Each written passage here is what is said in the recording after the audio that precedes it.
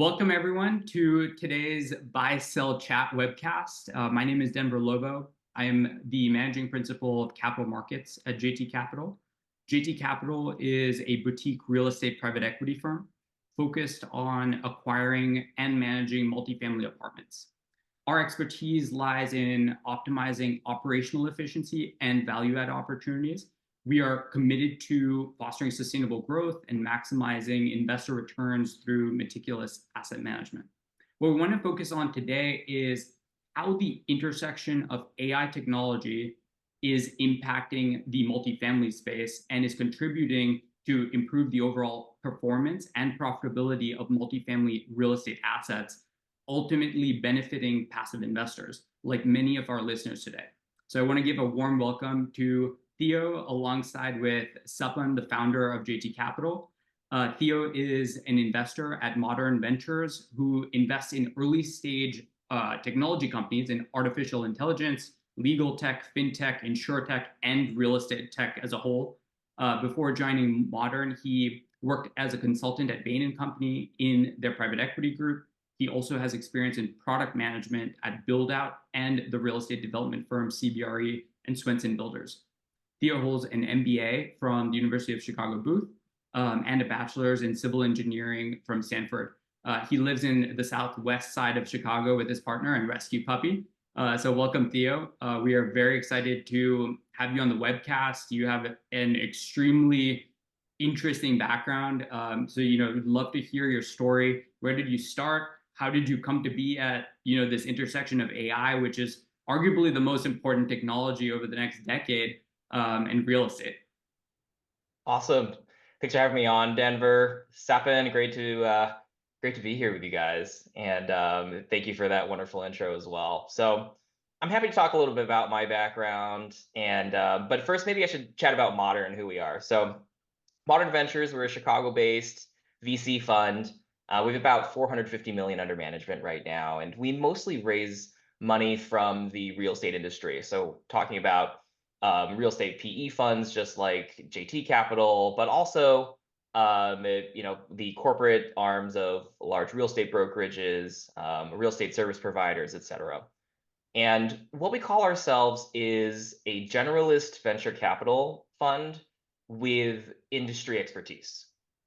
And what we look for is we look for companies that have a wide applicability across many verticals, that have frontier technology that we can bring into the real estate industry and create something really new.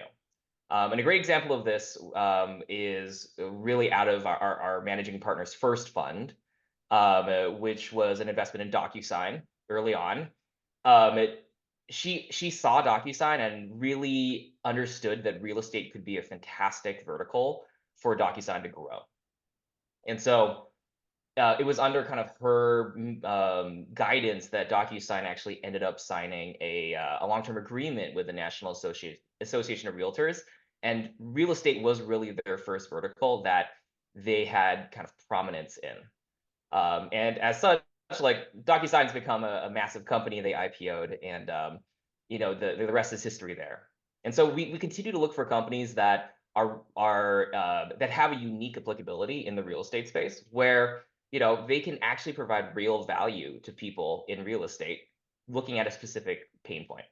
Okay, now let's talk about me a little bit. So I always wanted to build buildings from the beginning. That's why, even though I was at Stanford, I decided to go for the civil engineering construction management route.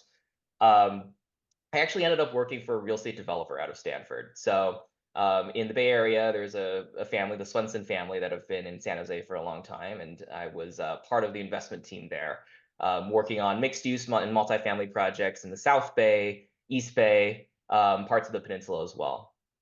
I also, helped out wherever needed. So that included a little bit of light asset management and property management.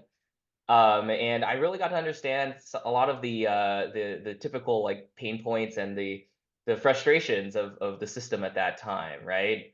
And this was, in the like 2013, 2014 era. So I think this was even a few generations before the software we have today.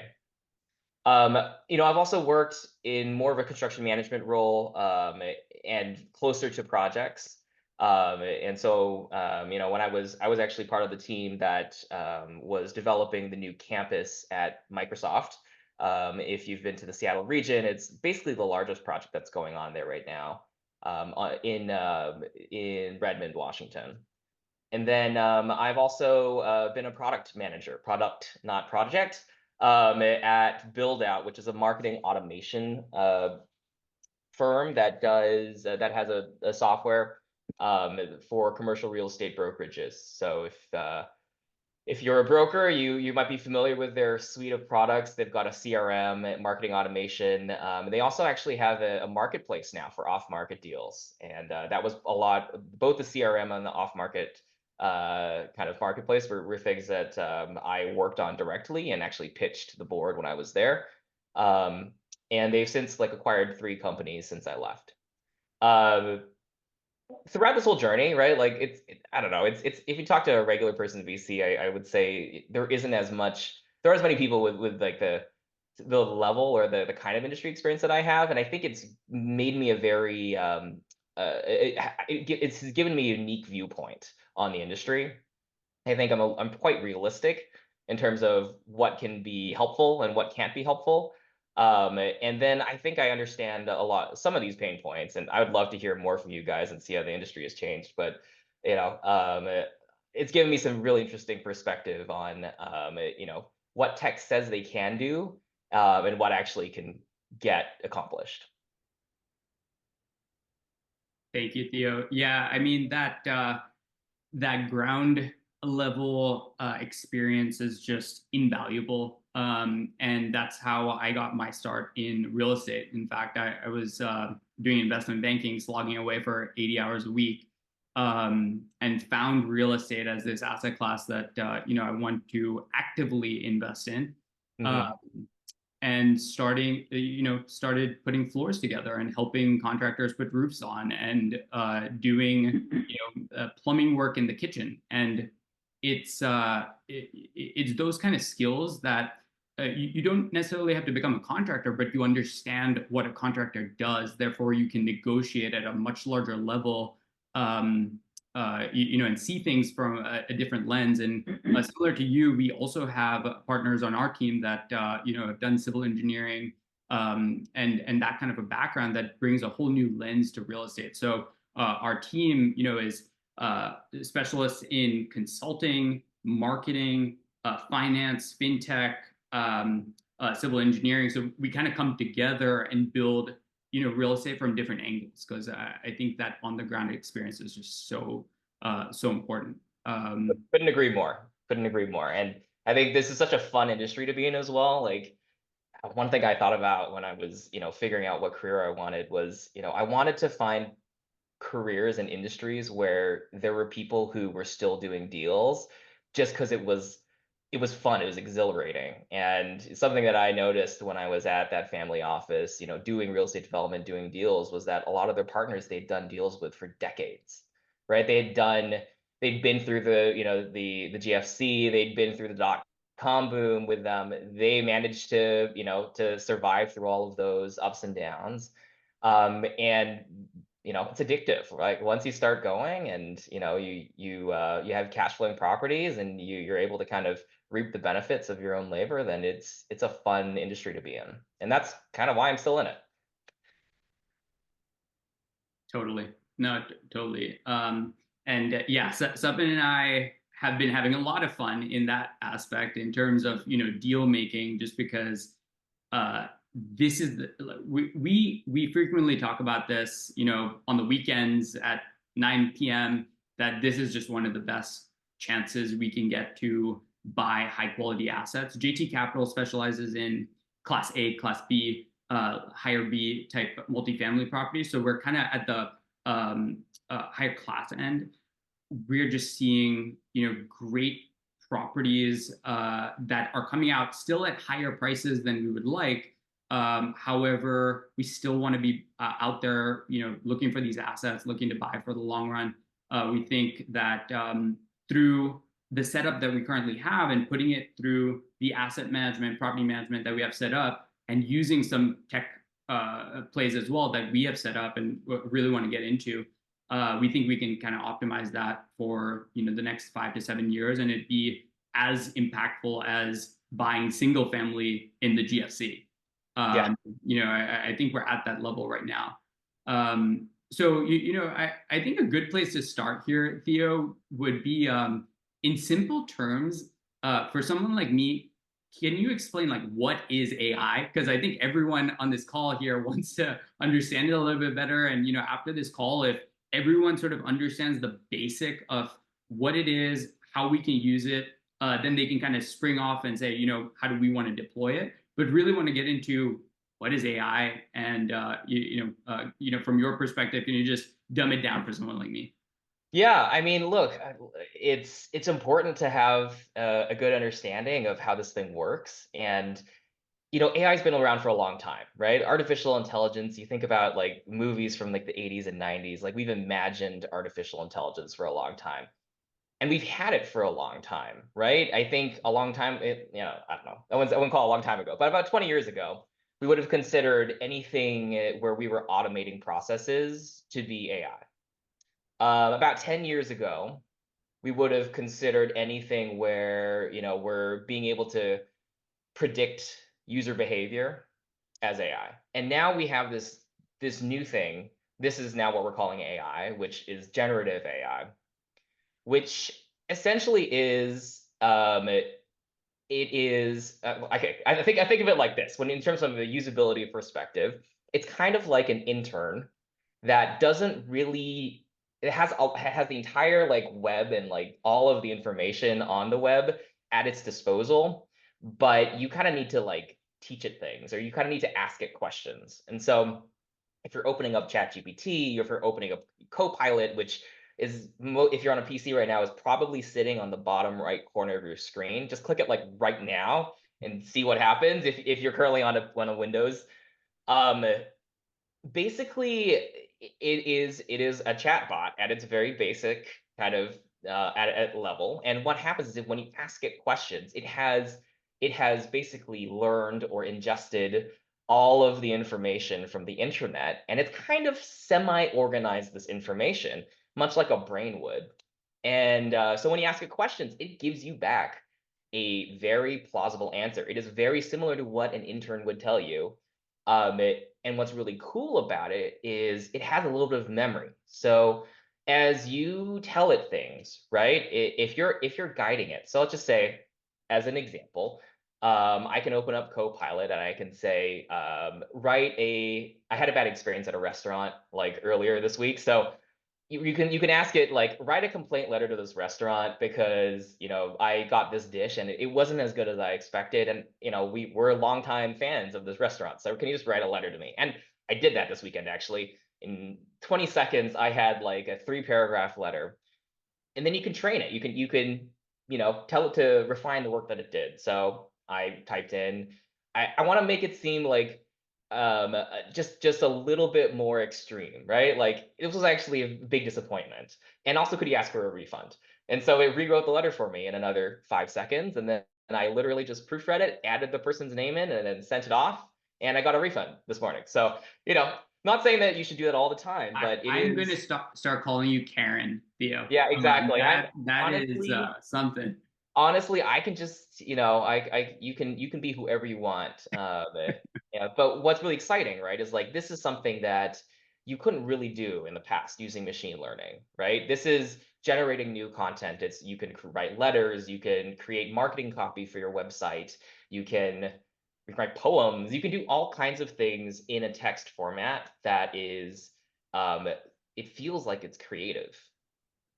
Yeah, yeah, no, that makes total sense. And yeah, I mean, I think ChatGPT, Copilot, there's so many others out there, have been game changer, for especially for copywriting and thinking about ideas, processes. I think that we're in the nascent phases Yeah. of what that can even do. Um, and one of the things, while you were talking about sort of restaurants and other businesses, do you think AI is being used in multifamily real estate today? Like, is that in its nascent phases too? Is it in its growth phase, or is it something that's already kind of maturing? It is still very early. I took a quick look at the Y Combinator website. So Y Combinator is probably the premier accelerator for early stage startups in Silicon Valley. Everybody from Airbnb um, to I'm trying to think of now. It's not coming up for me, but basically, Y Combinator they have incredibly like just an incredible kind of portfolio of companies that have gone on to do huge things. And I was looking through like the 90 companies they took for the winter cohort. These are the companies that go through their program and they get a lot of advice and they get mentorship and they get, advice on raising capital and product development. Anyway, so out of the 89, there were 46 AI companies, right? And there were a good 10 of them that were actually focused on the general real estate world. And so what that tells me is that, first of all, that there's a lot of interest in AI, which I think everybody knew, and that there's this explosion of AI startups. And then the 10 being prop tech is huge. Like I don't think I've ever seen that proportion. And what that really means is that I think we're finding a lot of really good use cases for generative AI in real estate. So as an example, as since you're talking about, deals earlier in capital markets and like how are you sourcing new deals? I mean, when I was with Swenson, like I would just look up property info, right, for Santa Clara County, and then cross-reference that with Zoom info and call up phone numbers and leave people voice messages. And, I got a hit one every, I don't know, one of every 200 or something like that. But, a lot of brokers do a ton of cold calling. And so there's a company I was talking to called Terracotta. They're like 3 people right now. But what they have is, I mean, you've probably heard of a power dialer, right? Where you have a whole list of phone numbers and it'll just call, and as soon as somebody picks up, it'll transfer you to that person. So that way you can call a whole bunch of numbers at once, and you won't be busy. Well, what Terracotta does now is it adds the next level to that. So you train an AI to sound like you, and then you can leave voice messages for everybody. So every time you get hit with a VM, it'll leave a voice message, a customized voice message. You can plug in your CRM, and you can be like, "Hey, such and so, I was calling to see about 123 Main Street, and wanted to check back in with you, and we've got some interesting intel on the market. There've been a few similar properties that have moved, something like that." And that way you can leave voice messages that sound exactly like you in every single one of those mailboxes. So there's stuff like that that's going on. That's like super exciting. That it's a pretty small use case, but it could be insanely useful, not just for commercial brokerage, but I think about calling tenants back or calling prospective tenants back, right? I think about folks who are you've got service providers or maintenance folks who are looking to give residents a call back on when they want to get scheduled to go to enter the unit, stuff like that. Like there's all these different use cases internally where we're currently using a phone, we're currently either texting or leaving a voice message, and this could all be automated. Totally. Yeah, we actually to that point, we actually use a company named Knock. Mhm. Who's doing a great job. Through Knock, sort of they're taking prospective tenant calls and then allowing our property management teams to increase the amount of good quality tenant leads that we have almost exponentially, just Yep. because they can funnel everything into the right place. And sort of game changer before using it versus after using it, and it uses AI, and it's a Yep. brilliant tool to schedule with someone on the phone without having a real person there, and it just it cuts costs at the end of the day, which impacts NOI and drives up value. Like, are there any other ways, sort of in that either tenant acquisition or tenant screening space, that you're seeing different kind of AI tools and technologies come up? Totally. And I think what you brought up with Knock is like spot on, right? Which is that you're going to see a lot of these technologies come up as like individual startups, but Knock is not far behind on it, and sometimes they'll even innovate, right, on integrating AI into their stack, and that way you don't have to like think about integrating this outside app in. So I would just be open to, if you're using Yardi, if you're using Knock, kind of like your PMS and your CRM systems, like just be open and like look for, some of these integrations that are happening because, a lot of this stuff, I mean, AI has enabled so much. Um, in terms of additional, let's say front end, like talking to the customer, one company that we've been following and we've been slightly invested in for quite a while is a company called Verse.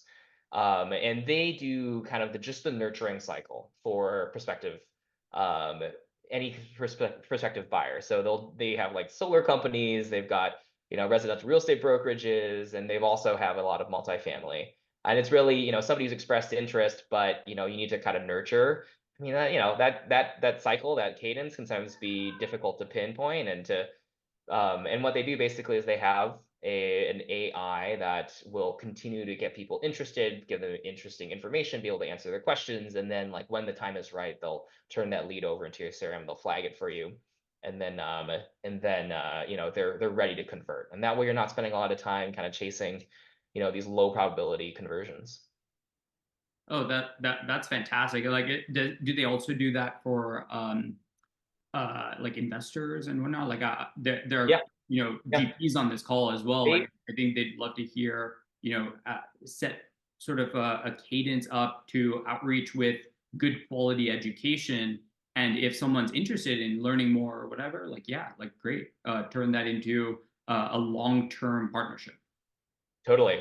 And it's not only that, like, so that I guess that's one part of the stack. There are some other interesting parts of that you can plug into your CRM. I just had a conversation with a company called Louisa.ai, talking to I guess the GPs in the audience here who are maybe raising capital.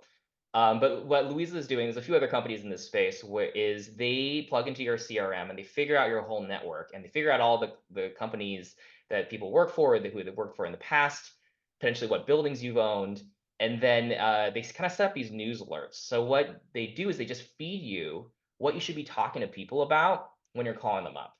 So not only can you get Verse to like continuously nurture stuff, but you can also plug something like Louisa into your platform. And so you have both people getting constantly engaged, and then also you've also got stuff to talk to them about.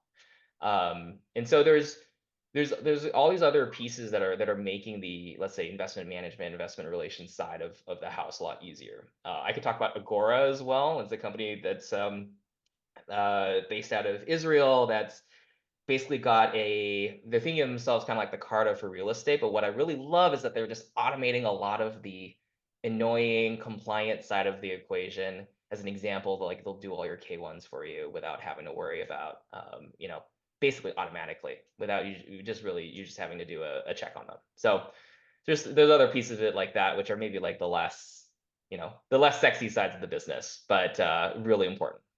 Yeah, so one of the things you were mentioning, is increasing the number of tenants. Like, the next step for us is really getting the right tenants in there. That really Mhm. makes or breaks your investment. Yeah.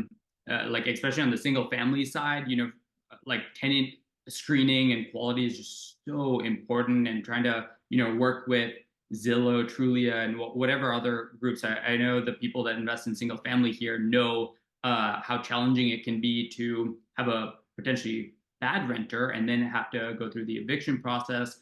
Takes months, even now. Um, are there any sort of AI tools screening that for multifamily on a much larger scale where they can kind of do that a little bit better? Yeah, I mean, look, for in this specific part, I mean, so I guess there's two pieces of it. One of them is screening, right? One of them is initial kind of outreach and marketing. So for the outreach and marketing, I think there's some really interesting stuff that you can take advantage of. One of the recent investments we made was in a company called Clue, Qloo. And they have this really interesting data set that combines kind of all these, what we would call like cultural data points. So for any specific block in Austin, you can kind of understand like what people on that block, what movies they like to watch, what brands they like to follow, and you're able to kind of create this profile. The profile gets better as you add more data to it, demographic data. So 35-year-old male, um, you know, um, then it gives you a better picture of like, okay, like what movies or what books or what restaurants brands can we recommend? It sounds a little bit out there, but what it can do is it can help you um, to be able to personalize your outreach to these people in a way that is scalable, right? So in as much as you plug that in and you use like an LLM like ChatGPT to be able to create like tailored outreach, now you have this ability to market to people in a way that feels way, way, way more personalized, in a way that speaks to them directly, as opposed to just a kind of a standard marketing push. Oh, And that so that's there's a a lot of really interesting stuff going on. fantastic idea. Yeah, Yeah, that's such a great idea because there's so many like in use cases for that too. Like for everyone listening, effectively you find out what your core customer really likes, and then you tailor that outreach specifically to that using, ChatGPT Copilot, and then sending it out through one of your CRM systems dramatically probably not only does it much faster, but it probably increases the response rate and stuff significantly because it's tailored. yeah. That's a fantastic idea. Is there like a way to almost test what different customers think about your outreach? Like, is there like an A/B test? And if you could just explain that concept as well for our listeners. Totally. I mean, there's this awesome company called OfferFit that is just raised around recently from Sequoia, I believe, is one of the big shops. And what they've done is, and they've been really great at increasing renewal rates for any kind of subscription, which I think, so this is me putting my modern ventures, like, let's bring this into real estate hat on. So OfferFit has been doing it for energy companies. They've been doing it for internet service providers. Uh, and basically what they do is, you've got all these people whose contracts are rolling. It reaches out with a tailored offer based upon some of the data that you have, some of the communications that you've done with them in your CRM, some of their demographic data potentially, and the length of their stay, like whatever data you can feed into it. And it kind of provides a recommendation for like, hey, maybe we should go in on with like this specific renewal rate, or maybe we should go in, we should give them like a limited time offer to like renew today and you can, get X, Y, or Z free. And they've been doing this for, all these other types of companies. I think it's a company that we could use in the real estate space, and I think it's something that we could plug in very quickly into our existing systems. So like, can you give us like an example of how OfferFit would work in multifamily? Yeah, so somebody's lease is rolling, right? Unit, 1005 is their lease is rolling, and you have some data, that they've been pretty quiet, they haven't really put any like work orders in, they haven't had any complaints, they've been a really low cost to serve person, but you also, maybe you have an indication that, I don't know, somewhere in the CRM, that maybe they were looking at other places, or that they tried to negotiate the initial rate. Look, I don't know what it'll come up with, but my feeling would be that OfferFit would probably try to offer something that's like a little bit more, maybe if they're price sensitive, but something that's more price sensitive. Whereas if they're maybe like, they really like the amount of service that they've been getting, and they use all the amenities, and they're let's say like a full building user, and they've done all kinds of work orders, and they really like the attentive service, then you might try to amp up the renewal rate. Look, this is a very, very speculative example. There's other data points too that they use that are maybe not directly tied to like their cost to serve, that they can add into their model. And if they see any correlation, right? As an example, I think about, there is a building. So I went to Chicago Booth for my MBA, and there was one building in downtown Chicago that like 50% of the student population lives in. So I can imagine a situation where OfferFit notices that somebody is a student at Chicago Booth, and they realize that their willingness to stay, or willingness to pay in order to stay, is actually pretty high. And that would actually come out, right? That would come out in the data, because they're actually looking at all the factors that turn in a conversion. And so for folks who have like larger multifamily portfolios, you've got a lot of historical data that you can use. That data can be really, really valuable and can enrich your renewal conversion rates. So I love this. One thing that scares me, where you started off with the analogy of an intern learning this, right? Yeah, And let's say the intern figures out that lower rents are what is the end all be all for this customer, and reduces rent by $500, thereby dramatically shifting our entire financials totally. and setting off panic. So like how does the human interaction come in to kind of oversee AI? Denver, that's such a great point you bring up. All of the best practices I've seen, and almost all the companies we've talked to, are what I would call human in the loop AI. So the AI provides a recommendation based upon what it sees, but at the end of the day, us, the humans, decide to make the decisions. And so a great example of that is actually a pretty new company called Rentana. And they are, you think of them as a competitor to YieldStar or LRO, but they're putting in the newest in machine learning. Fun fact: the CTO of Rentana, I used to play in a band with him back in undergrad. Um, but uh, What do you but play? I play piano, Oh, so yeah, very cool. yeah. So we were in a jazz band together back in college. But anyway, that's neither here nor there. For, Rentana is for the waiting music, we're actually gonna play a song that you played on the piano for this webcast. I think that would be great. I love it. I love it. Um, uh, I'll send you my entire SoundCloud. How about I love it. that? Um, so Rentana, what they're doing really well is that they're exposing all of the assumptions that the LLM is making, right, or that their machine learning model is making when they're providing you a suggested price for a specific unit in a specific building. And then you, as the person who, or your pricing manager, somebody who, the revenue managers, whoever like knows the market the best, can toggle that up or down. Because look, like the models that you use, like these AI bots, are only as good as the information that you feed them. And if the information is imperfect, which I can pretty much guarantee you is true, then you probably know better. But what it might do is it might help you think about or help you be exposed to a different way of thinking that you maybe didn't think of originally, right? It might give you that like spark that might help you figure out, hey, there's maybe an opportunity here that I'm not seeing. Yeah, no, that makes sense. You mentioned machine learning being a big part. Like, how would you explain that to someone not in technology? Like, how does that Totally. work?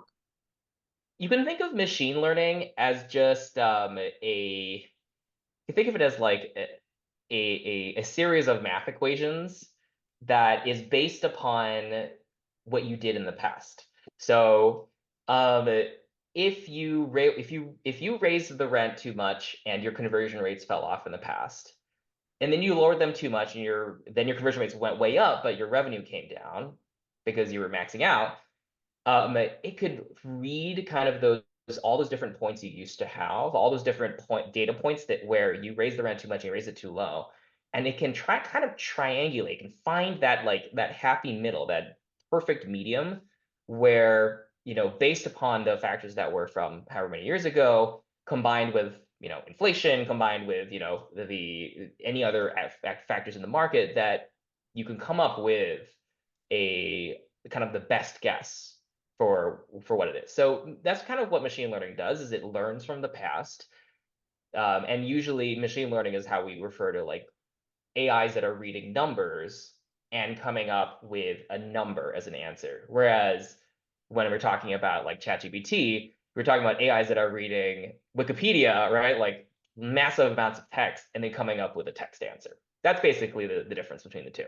Got it. Got it. Yeah, that's pretty clear. That makes a lot of sense.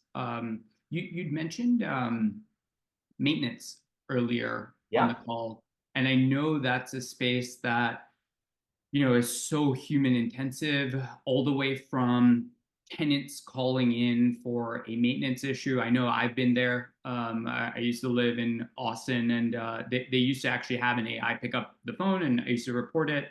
uh, hmm it would be done within the day, which I thought was extremely efficient. How is that space kind of being changed with technology and AI? Like it more so than sort of just the person picking up the phone. What are they doing with that information? Like how are they sparsing out to make their side even more efficient? Yeah. Well, there's this interesting company called Haven that has been essentially, they'll take all of your work order logs, all of your communication from the past, and they'll create a database of like, because the thing is like, let's just say that, I don't know, let's just say that unit 605 has had 5 times the number of, AC unit, problems, right? So you kind of know that there's a problem with the AC in that unit. It'll be able to tell by like the number of work orders, the kind of work orders from the past, that like certain things are better or worse, and it can give you this idea that maybe it'll give you that information that that you're looking for in terms of which ones you want to replace first, but also at the same time it acts as a kind of that call center for you as well. So it'll like triage all the incoming requests and be able to like assign it out. So it does both the thing that you're talking about with, triaging requests, making work assignments, prioritizing. And then as well, it helps you read into the data so that you can make capital investments smartly, or you can get in front of some of these corrective errors. Some of the Got other it. ones I would mention as well. There's a company out there called Kairos.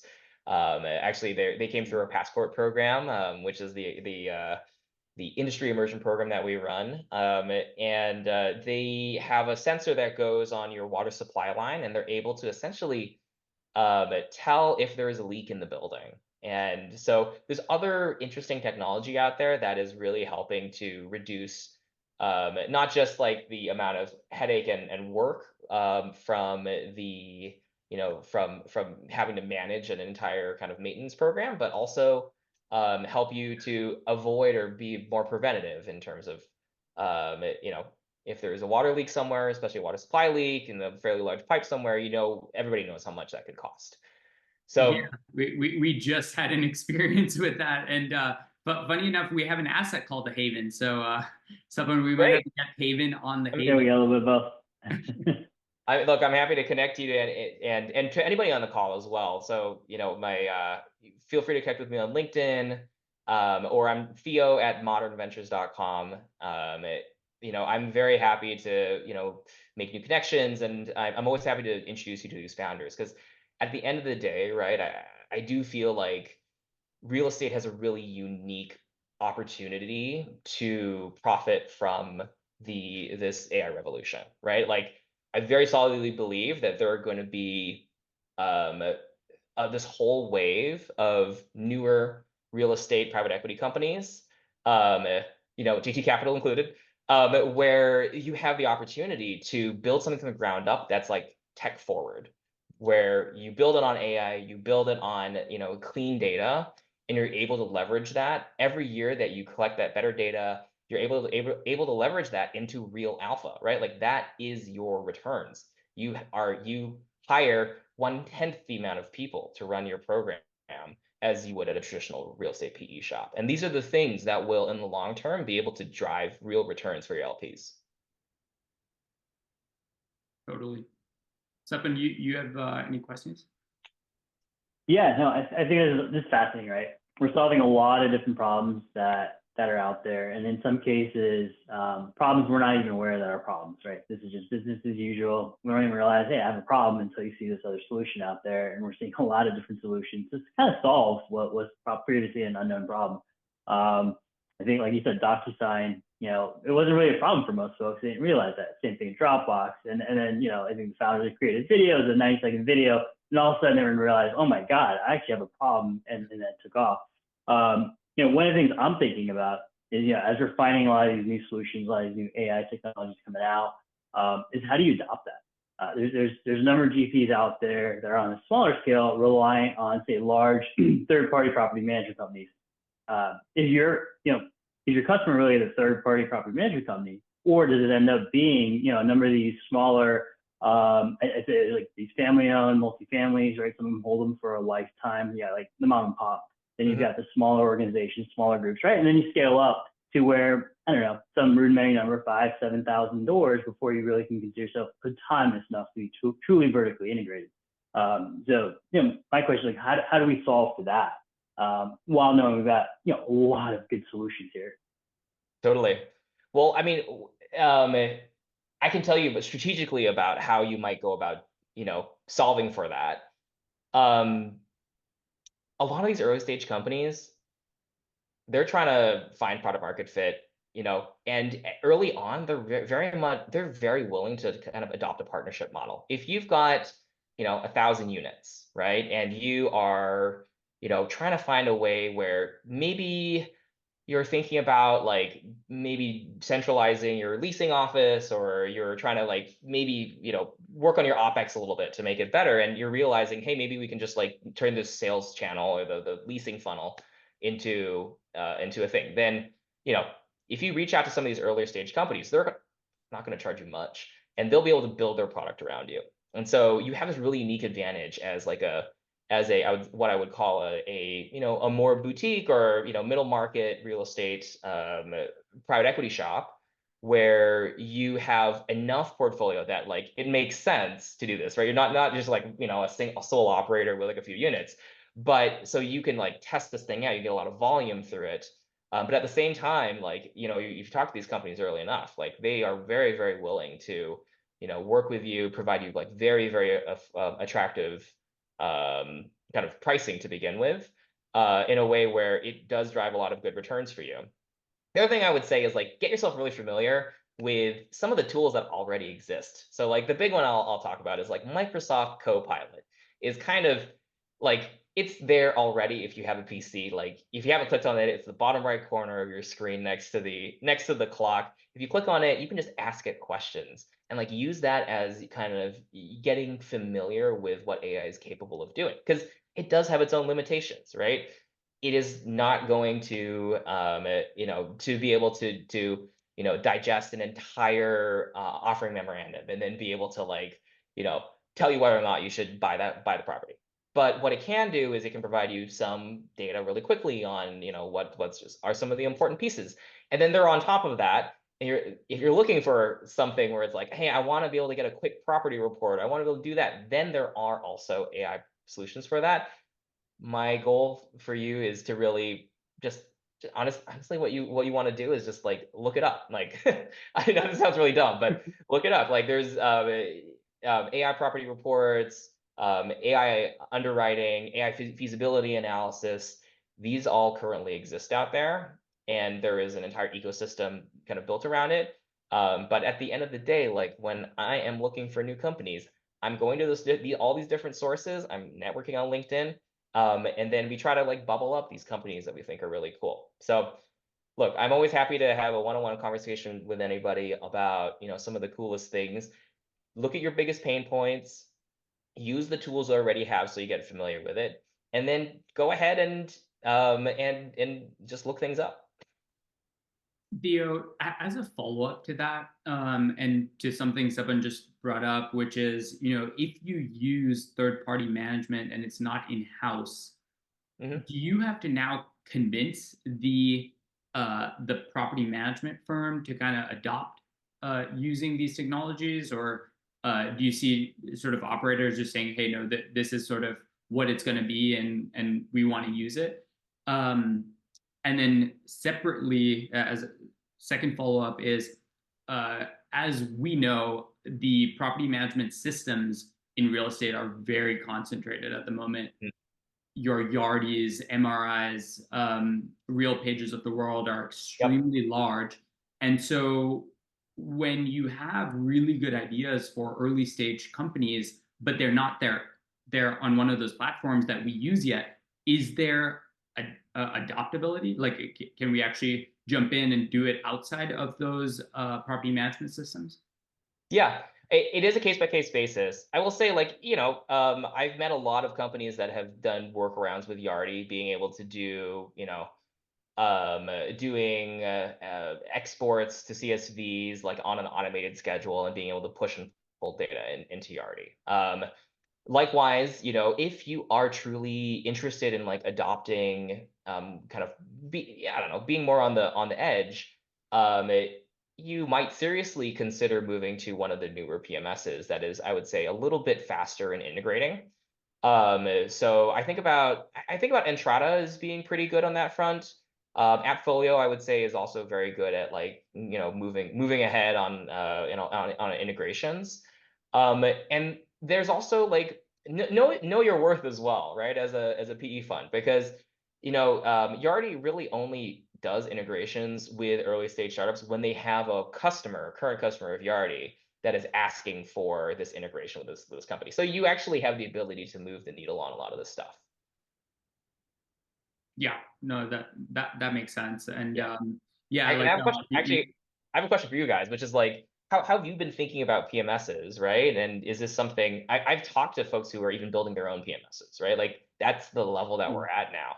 So I'm curious, how are you guys thinking about the PMS being, it's like the backbone of your whole software stack? Stefan, you want to go, and then I definitely have thoughts on this. You Yeah. you can go first. I think, yeah, I mean, I think it depends on the user, right? Like up and down within the organization, right? I think for most folks, I think of one word: overwhelming. I think the folks that, like, live in and out of it daily, right? Mhm. Maybe not so much, but when you're living a little bit outside of it, when I talk to folks, at least within our organization, a lot of folks just want to have a dashboard. Why, right? The simple answer is, yeah, it's ease of access. I can see the data and what I need for my use, and that's it. When really there's so much more going on behind the scenes, or if you have the understanding of it, and that's where I think if there's a way to make it more simple, simplify it, or maybe even customize it. Going back to, we're trying to take one shoe fits all, right? And what I was alluding to earlier, there's some groups out there that prefer a small portfolio, and maybe that's just overkill for them. So is there a way to better customize it for them? Sometimes it's just the affordability, right? Because I'm not familiar with the price points other than what we're accustomed to. But is that price point justifiable versus some of the other technology out there?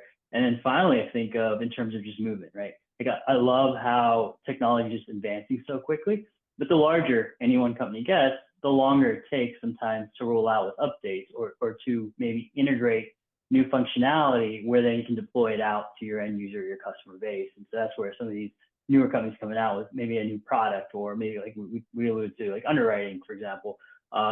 They're able to move at a much quicker pace, almost like weekly or monthly, and they're hearing their customers speak, right? They got that feedback and that loop mechanism. And I think, Denver, you wanted to follow up on that, and so hey, that's my comments on that.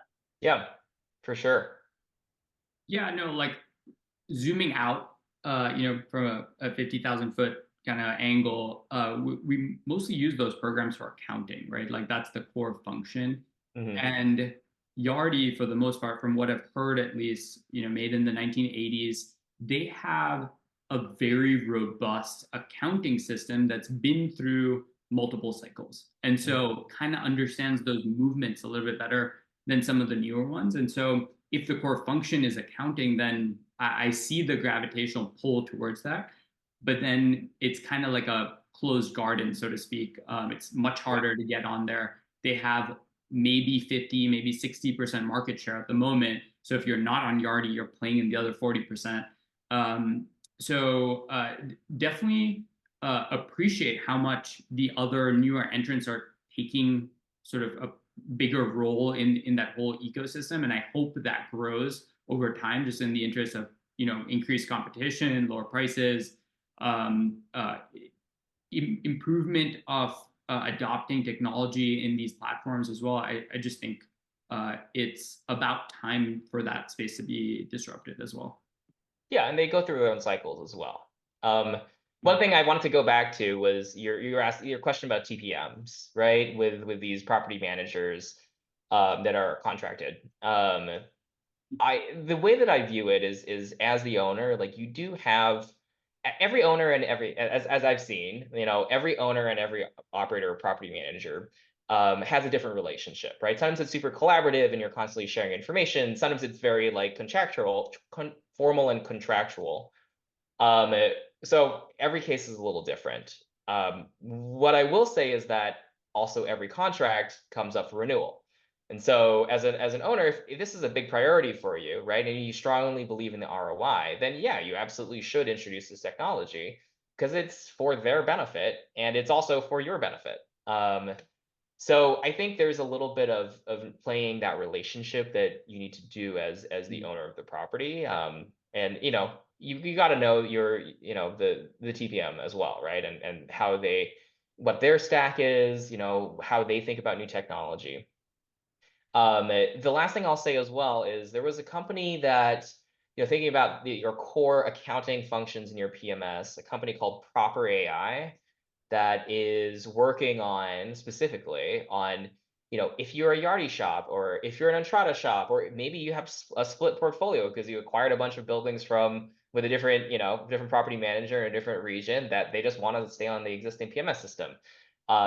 What Proper can do is they are a combination of I would say think of themselves like a factory for accounting. And so they have a combination of offshore talent combined with ruthless automation in their stack. So the first time they do a reconciliation, a bank rec for you, or they do AP or whatever it is, they'll do it manually. And then the next time they do it, it's going to be more and more automated. And soon enough, they're able to get really, really high levels of accuracy with very little work on their part and a much lower cost for you as well. So there are companies like that are kind of building on top of the ecosystem using the kind of building blocks you have in place to continue to kind of drive returns. Yeah, that's really cool. And one of the things that I'm thinking about when you're talking is there are so many companies out there, but we might face different issues because we're in Texas or Florida. Are there ways for us to just go in there and build it ourselves now? Or do we have to kind of wait for an entrant to, come in with a good idea? One of the craziest things about ChatGPT and about Copilot or any of these LLMs is they're really good at teaching you how to code. So I don't know how to code. I know very, very little. And so I actually got Copilot to teach me how to create a little micro app that I used to reach out to a whole bunch, to write emails, draft emails to a whole bunch of different folks in our network. Because you can just ask it questions. So you're like, hey, I want to create a micro app that connects to Yardi or connects to Entrada or whatever, and also, links up to this and that. And it's crazy to see what it can come up with because it can read all the documentation that's available online. And then it can give you the framework to actually go and build it. It's not always going to be correct, so sometimes you have to ask it multiple times. But I have begun to kind of teach myself a little bit of how to code, but really I'm just relying on this AI bot that's telling me to do this. And I have seen more and more, I would say mid-sized shops just begin to do their own software development because it's so much easier now. And one software engineer is like 5 software engineers from 5 years ago. Wow, that is really cool. For the people listening to, it's just it's extremely exciting times, to maybe not be proficient in coding, but to just be curious and ask these AI chatbots these questions, and you can have something that you didn't have yesterday. I think that's a game changer, to be honest.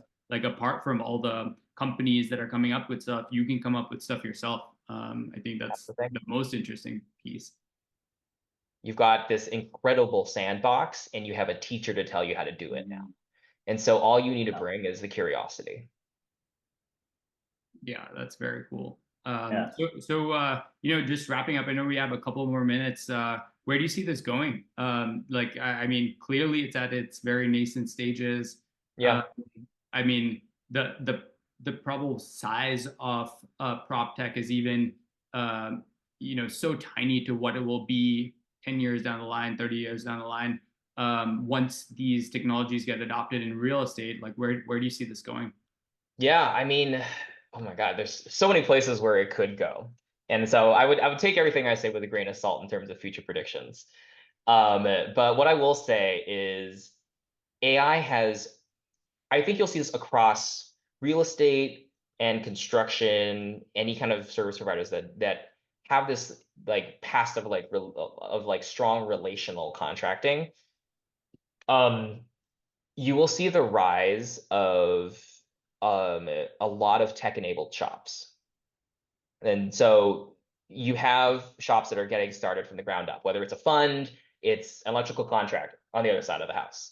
But you're going to have these shops that are just rebuilding from scratch. They are just starting from zero, and they're doing everything on tech platform. No office, fleet, maybe it's all, it's all EVs, it's all rented anyway. You think about, being able to do everything without even an office.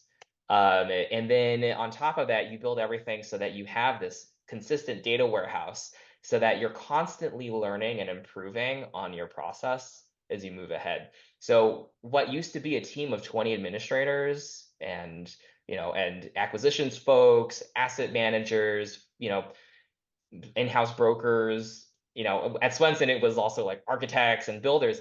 I mean, you can shrink that down to, 1/10 the size that it was. And I think we're going to see this happen. It's going to take a long time, right? Because, building a business from scratch does take a long time.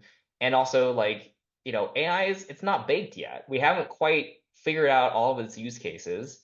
And so we're going to see over the years, I think it's, 3 to 5 years, I think we're really going to see like a really big kind of increase in the amount of these kind of tech-enabled shops that are just built from the ground up, implementing technology right away. Well, that makes us super excited, and I'm sure our investors on the call even more excited. And yeah, I think it's a huge opportunity for us and others to build out in this space. And so just wrapping up, I know you mentioned your contact details earlier on the call, but where can people find you? For sure. I think the easiest way is just to find me on LinkedIn. And you can see my name right here, Theo Lim.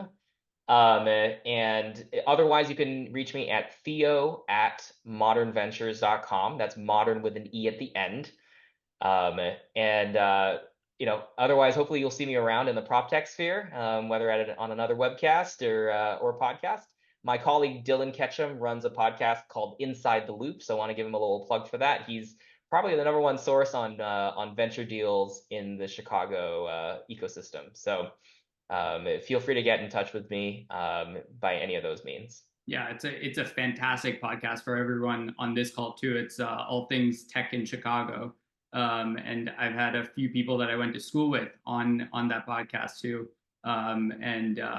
He really gets into prop tech, but other types of tech as well. And if you're interested in tech, I think that's a great place to just listen to venture capital people breaking it down for you in a very easy way, and to actually show you the significance of what this could mean for different industries. So yeah, that's Inside the Loop with Dylan. I think that's a great podcast to listen to. Well, thank you everyone for joining us. Thank you so much, Theo. Really appreciate your time, and we hope to have you on in the future as well. And I know this conversation will keep going. So thanks everyone. Have a great night.